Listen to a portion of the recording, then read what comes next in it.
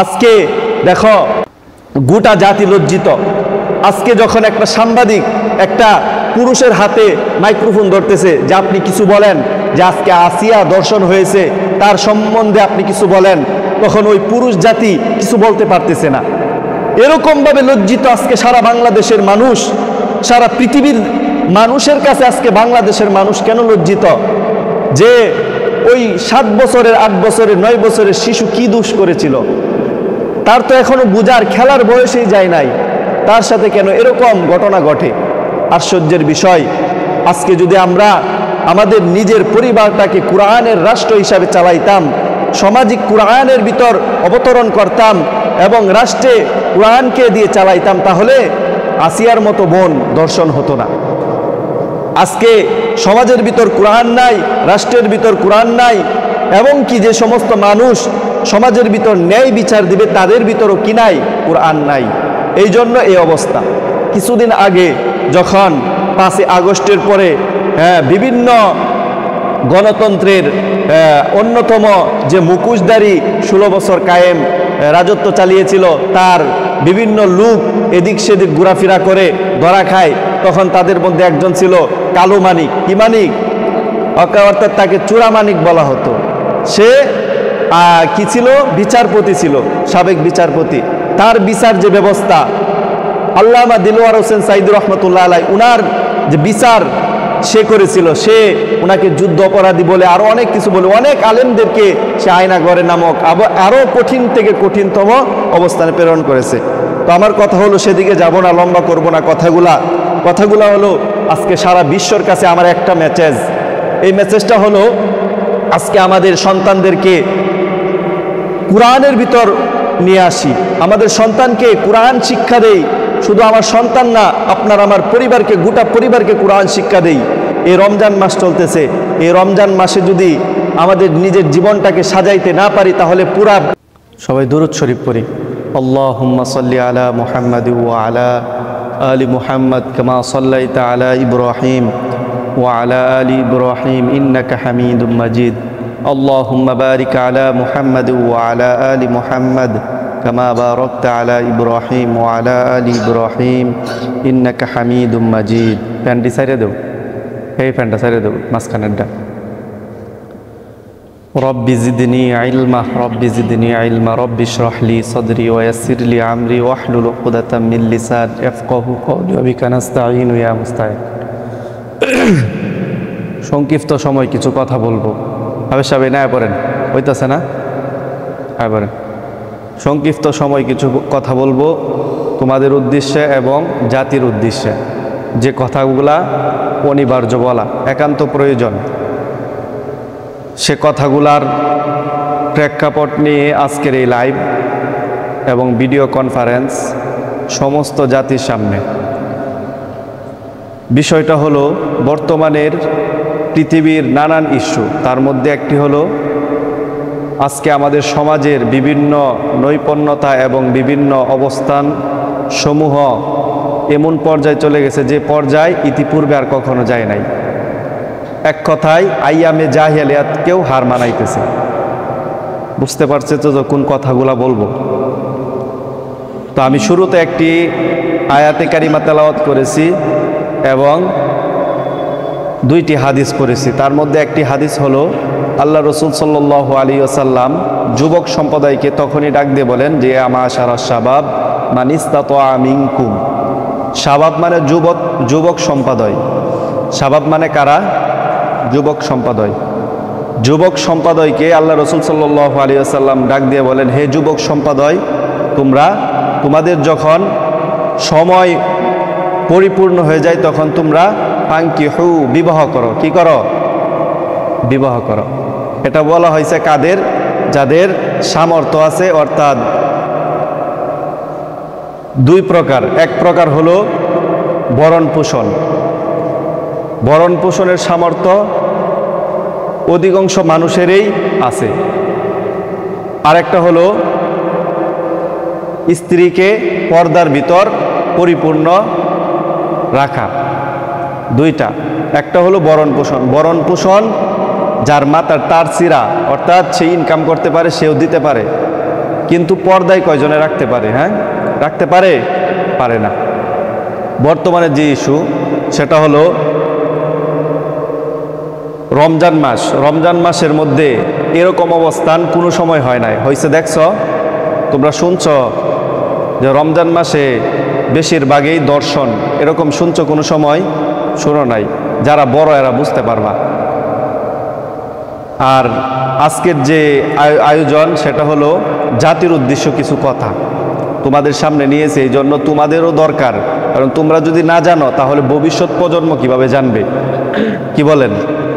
আজকে যদি জাতি সজাগ না হয় তাহলে কখন হবে জাতি সজাগ? এই জন্য কিছু কথা। তো সর্বপ্রথম আমি বলতে চাচ্ছি, তাদের যারা গার্ডিয়ান, যারা কি গার্ডিয়ান রয়েছে, তারা সর্বপ্রথম সতর্ক হতে হবে। অর্থাৎ তোমাদের একটা উদাহরণ দেই, যেরকম এক লোক একবার ট্রেন দিয়ে যাতায়াত করতেছে। কি দিয়ে?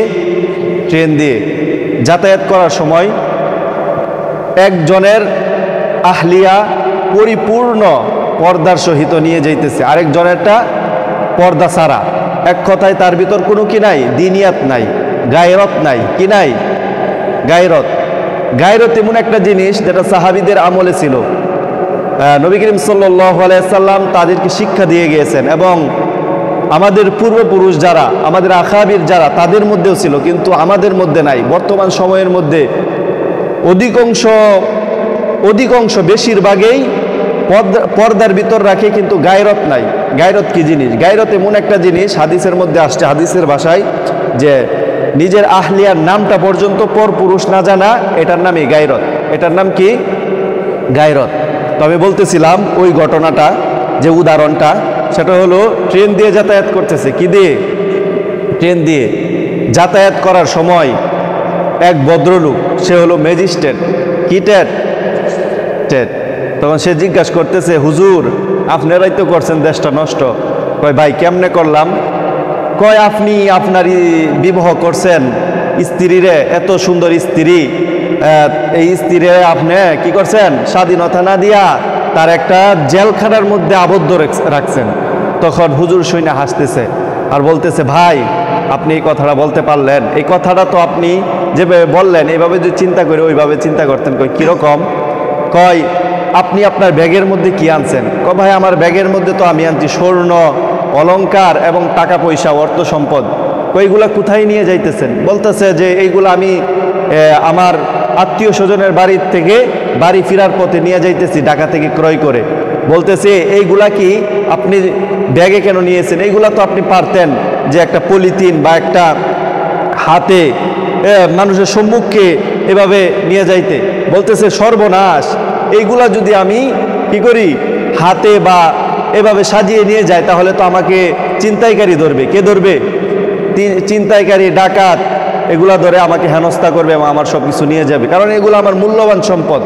তখনই ওই লোক হেসে বলল, হে ভাই আপনি আশ্চর্য হয়ে যাবেন, ঠিক যেরকম আপনার এইগুলা মূল্যবান সম্পদ, আমারও একটা মূল্যবান সম্পদ আছে, সেটা হলো আমার আহলিয়া। আমার আহলিয়া হলো আমার সবচেয়ে মূল্যবান সম্পদ। এই জন্য আপনার স্বর্ণ যেভাবে চুরি হয়ে যাওয়ার ভয় আছে, আশঙ্কা আছে, আমার ঠিক তদ্রূপ আমার আহলিয়ার মূল্যবান সম্পদ হওয়ার কারণে তাকে আমি পরিপূর্ণ পর্দার ভিতর নিয়ে আসছি। কিসের ভিতর? পরিপূর্ণ। তখন ওই লোক মাথায় হাত দিয়ে বলে, আশ্চর্যের বিষয়, কথাটা তো ঠিক।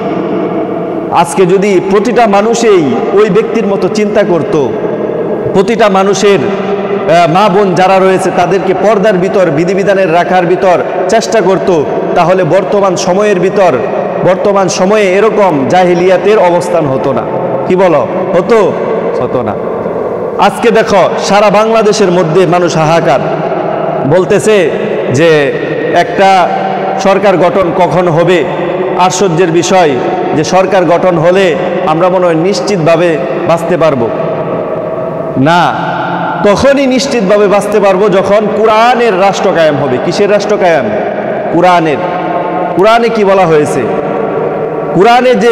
কুরআনে যে আয়াতে যে বর্ণনার মধ্যে বলা হয়েছে, যেমনিভাবে দর্শনকারী শাস্তি দাও, সেমনিভাবে যদি বাংলাদেশের মানুষ বুঝতে পারত, সেমনিভাবে শাস্তি দিতে পারত, তাহলে সেটা হতো না। সেটার উল্টা হতো অর্থাৎ কোরআনের যে রাষ্ট্র কায়েম, আমি আজকেও দেখছি ভিডিওটা, সেটা হলো কোথায়, ইরাকে, কোথায় যে যে যে সমস্ত দেশগুলোর মধ্যে কোরআনের রাষ্ট্র কায়েম রয়েছে। কিসের রাষ্ট্র কায়েম? কোরআনের রাষ্ট্র কায়েম। 3 জন দর্শনকারী, কয়জন? 3 জনের শরীরে নীল কাপড় পরানো, চারপাশে মানুষ, মানুষের হাতে কি? পাথর। মানুষের হাতে কি? পাথর। আল্লাহ রসুল সাল্লাল্লাহু আলাইহি সাল্লাম হাদিসের মধ্যে বলে গিয়েছেন, ওই দর্শনকারীকে ততক্ষণ পর্যন্ত পাথর মারো যতক্ষণ পর্যন্ত তার লৌহ, তার রক্ত, তার দামন মাটিতে পড়ে মাটি খেয়ে তক না হয়ে যায়, ততক্ষণ পর্যন্ত তার শরীরে কি করো? আঘাত মারো পাথর দিয়ে। আল্লাহ রসুলের শক্ত করা হাদিস, হাদিসে কুরসি যাকে বলা হয়, সে হাদিসের মধ্যে আরো সুন্দরভাবে আল্লাহ রসুল সাল্লাল্লাহু আলাইহি ওয়াসাল্লাম বলে গিয়েছেন। তখন ওই সমস্ত মানুষ, ভিডিওটার মধ্যে দেখলাম, ওই সমস্ত মানুষ কি করছে? ওই যে 3 ব্যক্তি তার চারপাশে দাঁড়িয়ে গেল, পুলিশ তাকে নিয়ে আসার পর যেরকমভাবে ফাঁসি দেয়, আগে কিছু বলে নাই, সে সমস্ত কথা বলতেছে। হঠাৎ করে বলা শেষ, চারপাশের মানুষ সরে গেল, আর তার উপর পাথর নিক্ষেপ শুরু করলো। পাথর নিক্ষেপ করতে করতে তার শরীর রক্তে রঞ্জিত। তার শরীর কি বলো? রক্তে রঞ্জিত। এখন তোমার ধারণা সে বেঁচে আছে? না, সে বেঁচে নাই, সে জাহান্নামে চলে গেছে। কোথায় চলে গেছে? এই ব্যক্তির তো দুনিয়াতেই জাহান্নাম। সে যে কাজ করছে সেটার জন্য দুনিয়াতেই জাহান্নাম। এই জন্য বিষয় হলো, এই সমস্ত কাজ যারা করে তাদের যদি আমরা রাষ্ট্র পরিবর্তন, সরকার পরিবর্তন যদি না করে এই সরকারকে রেখে, এই রাষ্ট্রকে রেখে কোরআনকে নিয়ে আসতে চাই, কোরআনকে নিয়ে আসতে পারি, তাহলে আর এই বর্তমান সময়ের মধ্যে এই অবস্থান হবে না। একটা কথা বলেছিল মিজানুর রহমান আজহারি সাহেব, যে একদল খেয়ে গিয়েছে আরেক দল খাইতে আসতেছে। মানে কথা হলো, কি করছে? খাবার খায়া গেছে, আরেক ফাটি ঢুকতেছে খাওয়ার লাগিয়া। বুঝতে পারো নাই? এটা যারা বুঝার তারা বুঝতে পারছে। এই জন্য উলামায়ে কেরাম, এই বছর অনেক মাহফিল হয়েছে। উলামায়ে কেরাম যে স্টেজে বসা, সেই অধিকাংশ স্টেজের মধ্যে বিএনপির যারা নেতা রয়েছে তারা বাধা দিয়েছে। আমি এই সমস্ত কথা বলতে ভয় পাই না, সরাসরি ওপেনলি বলি। কারণ হক কথা, আল হাক্কু মুররুন, হক অবশ্যই তিতা লাগবে, কিন্তু যে হকের উপর অটল আছে তার কখনো তিতা লাগবে না, সে সর্বসময় মধুর মতো শ্রবণ করবে। এই জন্য হক কথা সর্বসময় আমাকে বলতেই হবে। আমাকে না, শুধু আমাদের প্রত্যেকজনকে বলতে হবে। 11টা মাস আর সাজাইতে পারবো না, কারণ রমজান মাস, আল্লাহ রসুল সাল্লাল্লাহু আলাইহি সাল্লাম বলেছেন যে রমজান মাস একটা আমল করলে এটা 70 গুণে ভাগ করা হয়, 70 আমলে গুণ করা হয়, 70 আমলে পরিণত করা হয়। এই জন্য রমজান মাসে যে আমলের কথা বর্ণনা করা হয়েছে এটা পবিত্র কোরআনে রয়েছে, হাদিসেও রয়েছে। তো বলতেছিলাম ওই ঘটনাটি, ওই ঘটনার সামান্য থেকে সামান্য অংশ আমি শুনেছি। ওই মেয়েটাকে যখন আজকে সকালবেলা তার জ্ঞান ফিরে আসে, তার পুরা শরীরের মধ্যে ইনফেকশন হয়ে গেছে। সে বলতেছে, তার যখন একটু মাইক্রোফোন ধরে তার থেকে সাংবাদিকরা একটা কথা জিজ্ঞাসা করে যে, হে বোন, তোমাকে এই সমস্ত জানোয়ার নামক পশুরা যারা দর্শন করেছে তাদেরকে যদি তুমি পাও তাহলে কি করবা? তার অন্তরের যে কষ্টটা, সে কেঁদে কেঁদে বলতেছে যে তাদেরকে যদি আমি পাই পুতা দিয়ে চেঁচবো। কি দিয়ে চেঁচবো? পুতা দিয়ে। মানে তার অন্তরের কষ্টটা বলতেছে, অর্থাৎ পুতা না, তাদেরকে ওই সমস্ত ইরাক, ইরান, ইয়ামিন যে সমস্ত রাষ্ট্রে পাথর মেরে শাস্তি দেওয়া হয়, এই সমস্ত রাষ্ট্রের মতো শাস্তি দেওয়া দরকার। কি বলো? এই জন্য সকলকে সতর্ক হতে হবে, না হয় আসিয়ার মতো আরো বোন সমাজের মধ্যে, বাংলাদেশের মধ্যে হেনস্থা হবে। আজকে রমজান মাস পেয়েও মুসলমানরা কেন এরকম জানোয়ারের মতো, হিংস্র প্রাণীর মতো ছুটে বেড়াচ্ছে? কারণ কথা একটাই, কিয়ামত অতি নিকটবর্তী। এই জন্য কি করতে হবে? বেশি বেশি ইস্তেগফার পড়তে হবে। এখন আমাদের এই কথা শুধু আমাদের এই ঘর পর্যন্ত থাকলেই হবে না, আমাদের কথাকে বাহিরে প্রচার করতে হবে। যখনই মানুষ পাবো তাদেরকে বলবো যে আপনি নিজেকে আগে কোরআন দ্বারা তৈরি করেন। যখনই কোরআন দ্বারা তৈরি করতে পারবেন তখনই আপনার জীবন সুন্দর হয়ে যাবে। এই জন্য সবাইকে সতর্ক করব, যাতে করে সমাজটাকেও কোরআনের ভিতর আনতে পারি, রাষ্ট্রটাকে কোরআনের ভিতর আনতে পারি এবং যাবতীয় একটা কোরআনওয়ালা সমাজ কায়েম করতে পারি। এটা কিন্তু যারা দাড়ি আছে, মুছ আছে, কি করে লম্বা চুল রাখে তাদের না, যারা কোট টাই প্যান্ট এগুলা ঘুরে তাদের জন্য না, সেটা হলো কাদের জন্য? যারা টুপি পাঞ্জাবি, যারা আহলে হক উলামায়ে কেরাম তাদের জন্য। অনেকে মনে করবে আবার যে মাদ্রাসার অনেক লোক আছে যারা এরকম কাজ করে। আমি বলতে চাই তাদের জন্য না, বরঞ্চ তারা ওই সাজ পরে ধোঁকা দেয়। কেন আপনারা জানেন না? কিছুদিন পর পরই তো ভুয়া পুলিশ ধরেন, আপনাদের মতোই সাজ পোশাক পরে ভুয়া পুলিশ বিভিন্ন অবস্থানে পুলিশের পোশাক পরে, সাজ পোশাক পরে কি করে টাকা উঠায়, বিভিন্ন গাড়ি থামিয়ে তারপর গাড়ির লাইসেন্স করে, যখন লাইসেন্স দেখাইতে পারে না তখন মামলা দিয়ে টাকা হাতিয়ে নেয়। এই সমস্ত পুলিশদেরকে ধরে, অর্থাৎ সে পুলিশ না, পুলিশ সেজেছে। এরকম আমাদের সমাজে কিছু আলেম আছে, তারা আলেম না, আলেম সেজেছে। তাদেরকে সমাজ থেকে আমাদের খুঁজে বের করতে হবে। এই সমস্ত নরপশুদেরকে কঠিন থেকে কঠিন শাস্তি দিতে হবে। এই জন্য সকলের ইমানি দায়িত্ব এটা। সবাই বলো, সকলের ইমানি দায়িত্ব। ইমানি দায়িত্ব একা পালন করা যায় না, সবাইকে দলবদ্ধ হতে হবে, পরামর্শ করতে হবে কিভাবে ইসলামকে সামনে এগিয়ে নিয়ে নেওয়া যায়, কিভাবে দ্বীনের কাজকে আরো সমুন্নত করা যায়, কিভাবে মানুষ থেকে জানোয়ার থেকে মানুষকে মানুষের মতো বানানো যায়, এগুলার প্রতি লক্ষ্য রাখতে হবে। তো বিষয়টা হলো, তোমাদের নিয়ে সময় নষ্ট করব না। রমজানের দিন আবার ভোর রাতে উঠতে হবে সেহরি খাওয়ার জন্য, সাহরি খাওয়ার জন্য, এই জন্য সময়কে নষ্ট করব না। একটা কথা বলে ফেলেছে, সেহরি। কি বলছি? শব্দটা সেহরি হবে না, সাহরি হবে। কি হবে? সাহারি। এটা আরবি শব্দ। সেহর অর্থ সেহরুন, অর্থ জাদু। সেহরুন অর্থ কি? জাদু। সেহরি অর্থ জাদু করা। আর সাহরি অর্থ পবিত্র খাবার। সাহরি অর্থ কি? পবিত্র খাবার। যখন তোমরা বলবা যে সাহরি, কি বলবা? সেহরি কেউ বলবা না, সাহারি বলবা। তোমার মা বাবা অনেকে আছে, অনেকেই না বুঝার কারণে যখন তুমি এই কথাটা শুনবা, এটা হাদিসের মধ্যে রয়েছে, এই কথাটা শোনার পর বাল্লিগু আন্নি ওয়ালাউ আয়া, আরেকজনের মধ্যে পৌঁছিয়ে দাও। আরেকজনের মধ্যে কি করো? পৌঁছিয়ে দাও। যে আমি শুনছি আজকে, এই বাণীটা আরেকজনের মধ্যে পৌঁছায় দেই। কারণ সে এতদিন ভুলের ভিতর ছিল, তার কখনো গুনাহ হবে না, কারণ সে জানতো না। যখন জানার পরে বলবে তখন থেকে গুনাহ শুরু হয়ে যাবে। এই জন্য তোমাদের মূল্যবান সময় নষ্ট করব না। কয়েকটা কথা জাতির উদ্দেশ্যে এবং নিজেদেরকে অন্তরকে সান্ত্বনা দেওয়ার জন্য কয়েকটা কথা বললাম। আমাদের তো আর শক্তি নাই যে বাইর হইয়া ব্যানার বানায় তারপরে মিছিল করা, এবং মানুষদের যারা করতেছে তাদেরকে ধন্যবাদ, তারা সুন্দর কাজ করতেছে। কারণ তারা যদি না করে তাহলে আরও অনেক হিংস্র প্রাণী জানোয়ার যারা রয়েছে তারা এরকম করতে পারে। এজন্য সাবধান করতেছে। আমরা কি করব? আল্লাহ তাআলার নিকট দোয়া করব, যে আল্লাহ তাআলা আপনি আমাদের সকলকে সঠিক দ্বীনের উপর অটল রাখেন, আপনি আমাদের সঠিক দ্বীন বুঝার তৌফিক দান করেন, আপনি আমাদেরকে সকলকে হক্কানি কুরআনে হাফেজ এবং আলেম হওয়ার তৌফিক দান করেন। কোনো সময় যাতে জাহিলিয়াতের অবস্থান নিজের মধ্যে তৈরি না হয়, কোনো সময় যাতে শয়তানের অবস্থান তৈরি না হয়। ওই দিন একটা নিউজ দেখলাম, এক বেয়াদব কুলাঙ্গার লেখছে যে এক আলেম নামী মোল্লা এরকম কাজ করছে। এখন ওই আলেমকে দোষ দিব, আবার বলতেছে শয়তান তো এখন বন্দি, শয়তান এখন বন্দি। তো আমরা এটা কোথা থেকে জানলাম? বুখারী থেকে। কোথায় থেকে জানলাম? বলতেছে বুখারী থেকে।